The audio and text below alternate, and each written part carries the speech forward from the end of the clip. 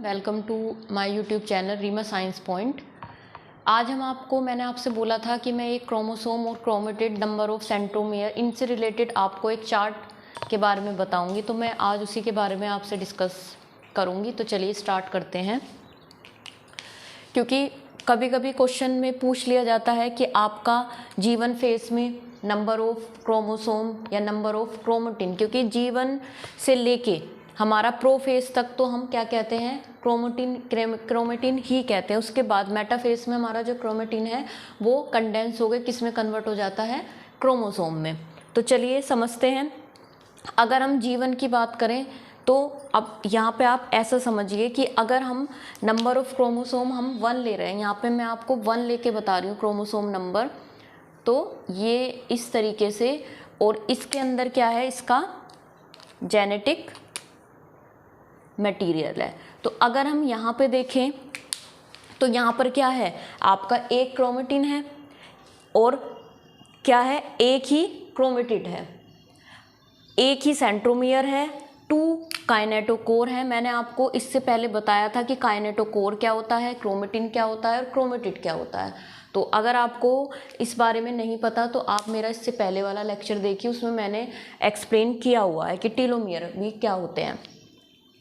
तो आपका एक क्रोमेटिन है, एक ही क्रोमेटिड है, एक सेंट्रोमियर है, 2 काइनेटोकोर हैं और एक इसमें डबल स्ट्रैंड डीएनए है। और ये जो है इसको हम क्या बोलते हैं, जो ये दोनों एंड है इसको हम बोलते हैं टीलोमियर। तो टीलोमियर भी कितने हैं, 2 टीलोमियर हैं। यहाँ पर जो नंबर ऑफ क्रोमोसोम है, या हम कह सकते हैं कि यहाँ पर जो नंबर ऑफ ये सी डिनोट करता है डीएनए अमाउंट को, डीएनए अमाउंट, और एन जो होता है वो डिनोट करता है नंबर ऑफ क्रोमोसोम को। तो यहाँ पे आपका क्या है, 2n है, यानी कि जो क्रोमोसोम है वो हम क्या ले रहे हैं, 1 हमने क्रोमोसोम लिया है, और डीएनए अमाउंट जो है वो भी आपका क्या है, 2c। लेकिन जब हम एस फेस में जाएंगे तो एस फेस में मैंने आपको बताया था कि एस फेस में क्या होता है, डीएनए रेप्लिकेशन होता है। क्या होता है, डीएनए का रेप्लिकेशन होता है। तो यहाँ पे क्या होगा, इस तरीके से आपका स्ट्रक्चर बन जाएगी। इसको दोबारा से देखिए, इस तरीके से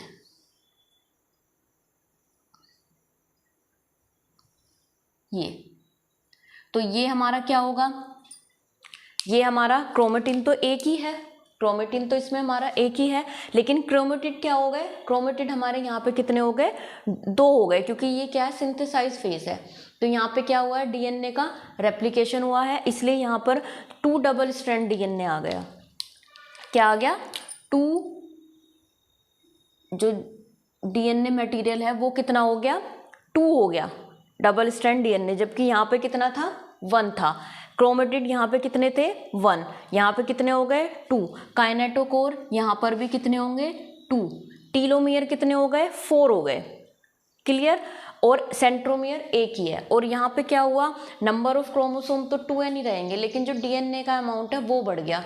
क्यों, क्योंकि यहाँ पे क्या हुआ, सिंथेसाइज प्रोसेस हुआ, डीएनए का रेप्लिकेशन हुआ, तो यहाँ पर डीएनए अमाउंट जो है वो 2c से 4c हो गया। तो आपको पता होना चाहिए, यहाँ पे सिर्फ मैं एक क्रोमोसोम लेके चल रही हूँ, लेकिन जब हम न्यूमेरिकल करेंगे तो न्यूमेरिकल में आपके यहाँ पे 4 भी हो सकते हैं क्रोमोसोम, 8 भी हो सकते हैं, नंबर ऑफ क्रोमोसोम आपके 14 भी हो सकते हैं, 28 भी हो सकते हैं। लेकिन अगर आपने बेस समझ लिया, अगर आपने ये समझ लिया कि एक के साथ में अगर ऐसे ऐसे होना है प्रोसेस, तो आपके नंबर ऑफ क्रोमोसोम में अगर वहाँ पे वेरिएशन आती भी है या नंबर ऑफ क्रोमोसोम चेंज भी होते हैं, तो इससे कोई इफेक्ट नहीं पढ़ना चाहिए। जैसे कि सपोज आप कीजिए, आप मैथ्स में क्या करते हैं, अगर मैथ्स में आपको फंडामेंटल बेस पता है या आपको फॉर्मूला पता है, तो अगर उसकी डिजिट चेंज कर देते हैं तो कोई फ़र्क नहीं पड़ता। तो इसी तरीके से यहाँ पे है, नंबर ऑफ क्रोमोसोम में वेरिएशन हो सकती है, लेकिन अगर आपको बेसिक पता है कि किस तरीके से होता है तो आपको कोई दिक्कत नहीं होगी।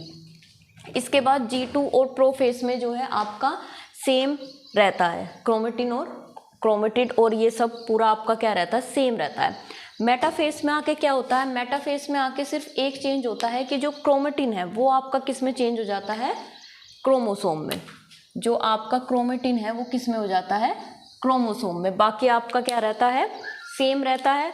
और इसमें क्या होता है, जब मैंने आपको मेटाफेस बताई थी तो मेटाफेस में सिर्फ आपका जो क्रोमोसोम है वो आपका क्या आ जाता है, इक्वेटोरियल प्लेट पर आ जाता है, लाइक दिस। और यहाँ से काइनेटोकोर होते हैं और ये इसको इस तरीके से स्पिंडल फाइबर जो है अपोजिट पोल की तरफ क्या करते हैं, रिपल्स करते हैं। एनाफेस की हम बात करें तो एनाफेस में क्या होता है कि जो क्रोमोसोम है, मैंने बताया था एनाफेस में क्रोमोसोम जो है वो अपोजिट पोल की तरफ चले जाते हैं। तो यहाँ पर आपका एक पोल पर एक क्रोमोसोम और दूसरे पोल पर आपका दूसरा क्रोमोसोम, ये होते हैं काइनेटोकोर। ये यहाँ से इसको स्पिंडल फाइबर खींचते हैं। तो यहाँ पे क्या कंडीशन होती है, जब ये आपका सेंट्रोमियर, यहाँ पे क्या होता है, स्प्लिटिंग ऑफ सेंट्रोमियर होती है। क्या होती है, स्प्लिटिंग ऑफ सेंट्रोमियर होती है। तो जब स्प्लिटिंग ऑफ सेंट्रोमियर होती है तो 2 एनाफेसिक क्रोमोसोम बन गए। यहाँ अभी तक हम कितना क्रोमोसोम लेके चल रहे थे, 1, लेकिन अब क्या हो गया, सेंट्रोमियर की स्प्लिटिंग हुई तो क्रोमोसोम नंबर क्या हो गए आपके, 2 हो गए। तो सेंट्रोमियर भी कितने हो गए, 2 हो गए। यहाँ पर 1 था, लेकिन जब स्प्लिटिंग हुई सेंट्रोमियर की तो सेंट्रोमियर का नंबर भी 2 हो गया। क्रोमेटिड्स आपके 2 ही रहेंगे। काइनेटोकोर आपके 4 हो गए, 2 इसके साथ में, 2 इसके साथ में। टीलोमियर आपके 4 हो गए और डबल स्ट्रैंड डीएनए आपका जो है 2 ही है, लाइक दिस। यहाँ पर जो मेन क्या हुआ, यहाँ पे जो आपको ध्यान रखना है कि यहाँ पर नंबर ऑफ क्रोमोसोम क्या है, वो डबल हो जाते हैं, बट नंबर ऑफ क्रोमेटिड्स